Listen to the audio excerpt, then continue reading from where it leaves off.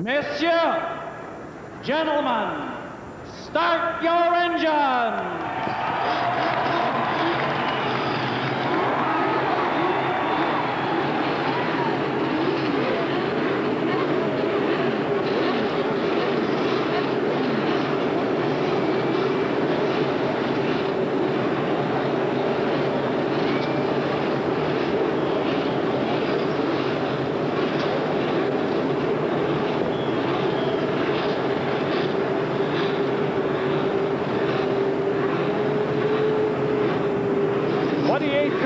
Will start here this afternoon in the 1989 Molson Indy. The pole sitter is car number 20, that of Brazilian Emerson Fittipaldi. His incredible streak began when he won the Indianapolis 500 back in May.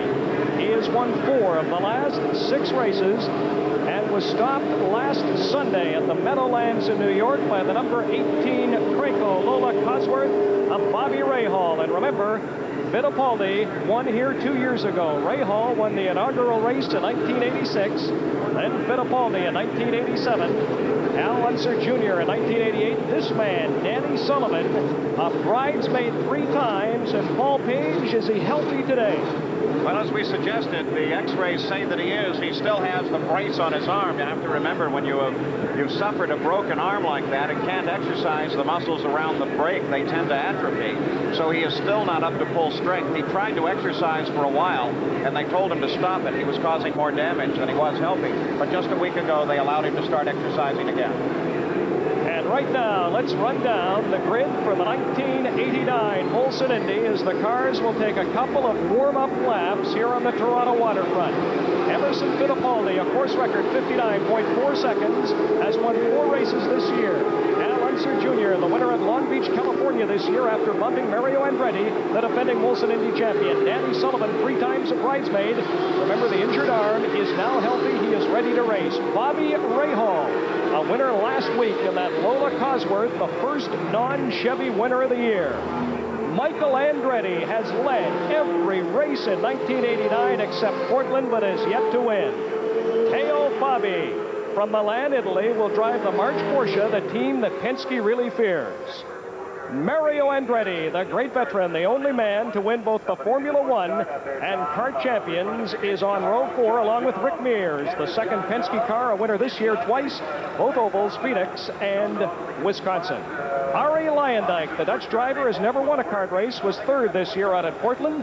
And also on the 5th row, the 10th fastest, is Derek Daly, a former Formula One driver from Dublin, Ireland, who has yet to win a kart race.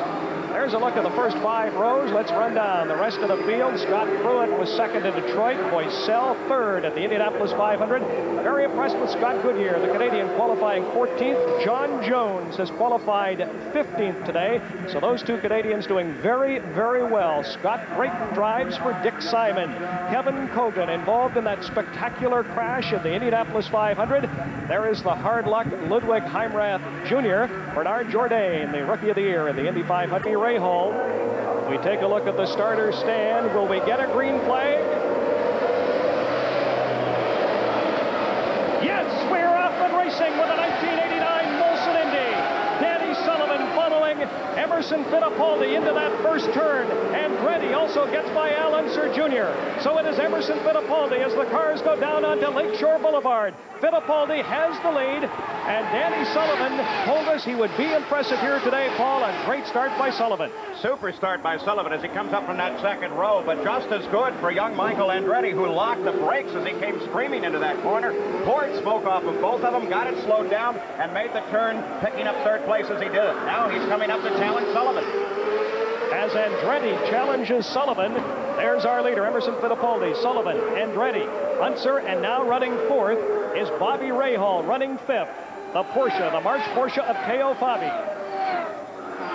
As they come up under the Gardner Expressway, Fittipaldi will now come down into turn 11. They take it at about 155 miles an hour. It is a turn, the right turn. The next one is the one he likes right here. He calls this the best turn in all of international road racing through turn 11. And down past the start-finish area, it is Fittipaldi, Danny Sullivan, Michael Andretti, Al Unser Jr., Bobby Rahal, the Porsche of Teo Fabi, and then Mario Andretti. Mario Andretti and Rick Mears has dropped into 8th position, so the top of the field, all very familiar names, and the big surprise being that the second row was able to jump up and pick up second and third as Michael Andretti continues his challenge at the back of Sullivan's car, and Sullivan has managed to stay right with Fittipaldi. So if there was a question about his ability to drive, Sullivan has already answered that question. Now the question will be, can he sustain the drive? Paul, he says that right arm is fully recovered. You disagreed with his decision to race on that road course in Detroit so close to the Indianapolis 500. Yeah, I was very surprised that he did it. He and I had conversations about it, and I suggested to him that it might be wisest just to sit out whatever the doctors felt was the appropriate interval. He was actually deceived a little. He raced a week after Indianapolis at the Milwaukee Oval. Well, that oval doesn't require a lot of turnings. You're really only moving the wheel 4 or 5 inches each lap, and it's very, very smooth. When he got to Detroit, suddenly the wheel was transmitting all the bumps of the street circuit, and that actually jogged one of the screws that was holding the bones in place loose. I joked with him, you know, you're the first driver I know that admits to having a screw loose. Well, he finally decided to wait and lay back. That is Al Unser Jr., the onboard camera, as he pursues Michael Andretti, who is running third. There's Al Jr. Al is running fourth. Fittipaldi the leader, followed by Danny Sullivan. Michael Andretti, Al Unser Jr., Bobby Rahal, Teo Fabi, Scott Brayton, and Mario Andretti. Car number 6, Michael Andretti, followed by Al Unser Jr. I'm a little surprised, though, that Sullivan still has the brace on the right arm. He still drives with it on, says it will be on for some time yet. That's probably a good idea to support those muscles that aren't really as strong as they should be. It helps give him a little extra support, especially when he's driving. It's completely modified for racing as Sullivan makes a try. Very, very close into turn number 1 onto the lakeshore. A great passing area, we told you earlier. Danny Sullivan tried to make the move on Emerson Fittipaldi, both in those Penske Chevrolets. Sullivan, some question about his overall physical condition, though, as he's been out with that arm injury, but so far, he looks to be absolutely in magnificent shape. You see, with that maneuver between Sullivan and Fittipaldi, it gave the opportunity for Michael Andretti in the 6th car and Al Unser Jr. in the number 2 car to pull up and close on them once again. So the first 4 places are all within contact. Danny Sullivan is all over Emerson Fittipaldi. That is car 21 of Guerrero. That's the Alfa Romeo. That's a brand new engine to the circuit. It's a March chassis. It's a car that is going to go through about a year and a half of teething, if the history is any indication, before it actually runs well. Yes, sir. This time into turn number 1, Danny Sullivan has Emerson Fittipaldi. Danny Sullivan getting a tremendous ovation from this large crowd of more than 60,000. 3 times a bridesmaid. There is Guerrero's Alfa Romeo down on the Lakeshore Boulevard. It's now Sullivan, followed by Emerson Fittipaldi, Michael Andretti, Al Unser Jr., Bobby Rahal, Teo Fabi, Mario Andretti, Rick Mears, Ari Lyondike, Scott Pruett, and Rahal Boycell. Well, that's just as pretty a pass as you're going to see, though I think for the most part, Emerson realized he was there, realized he was faster, and decided for the time being at least, let's let Danny Sullivan run this race. I'm wondering, because Fittipaldi is in such great shape as we look at that pass to the inside again, if he's just content to let him sit back, because Sullivan was worried, not about the arm, but about his general physical condition, because he hasn't worked out that hard. I'm sure that's on Fittipaldi's mind, you know.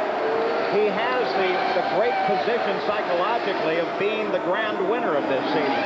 I'm sure that he saw Sullivan on the chart. He decided it just wasn't worth it to sit there and battle the man. He, after all, has a problem with the right arm. There's no money to be paid for being in front at this point, so why not let him go ahead and run the race for a bit? Right now, it is Danny Sullivan, followed by Emerson Fittipaldi, Michael Andretti, and Al Unser Jr. You are watching live coverage of the 1989 Molson Indy.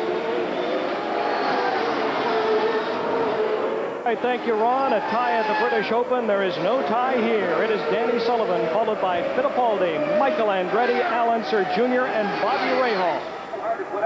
I'm Brian Williams, along with Paul Page, Pat Gonzalez, and Ken Daniels, as we cover this 1989 Molson Indy. Already out of this race is Roberto Guerrero driving the Alfa Romeo. There's Al Unser Jr. pursuing Michael Andretti, followed by Bobby Rahal. We should point out that John Jones from Thunder Bay, Ontario, who started at the back of the field, into the pits, Randy Lewis. Jones, who started at the back of the field, Paul Page. I'm very impressed. He has moved that car up into the number 15 position. And how about Scott Goodyear? He is running 13th. Well, both of them with magnificent rides, especially considering their starting positions. Scott Goodyear making a wonderful transition back to the Indy cars. Of course, the last time we saw him in an Indy car, he really did a nice job. Randy Lewis was in the pits answering a black flag. One of the marshals noticed something at the back of his car. He came in for consultation. The cart officials called him in, and then apparently whatever it was, the pit crew has seen it as well. Now they're working. They have the hood off the back of the car. That is the Porsche of Teo Fabi, car number 8, pursued by the Newman Haas entry of veteran Mario Andretti. We said at the top of the show, as Andretti tries to make a move on the Porsche, Andretti has smacked Guerrero's car on the lakeshore. That is Mario Andretti. He certainly appears to be all right. Mario Andretti was trying to make a move on the Porsche of Teo Fabi. I don't know, a vision problem there, because he had lots of room to see Guerrero, Paul. Well, of course, they've just come off of that corner before. You assume that he knew that the car was there because he had been past it once. On the other hand, he may have assumed that the car had been pulled off the course. I didn't notice a yellow flag on that inside barrier anywhere after they came off the corner. So Andretti may have exited that corner with the assumption that the car had been cleared from the course.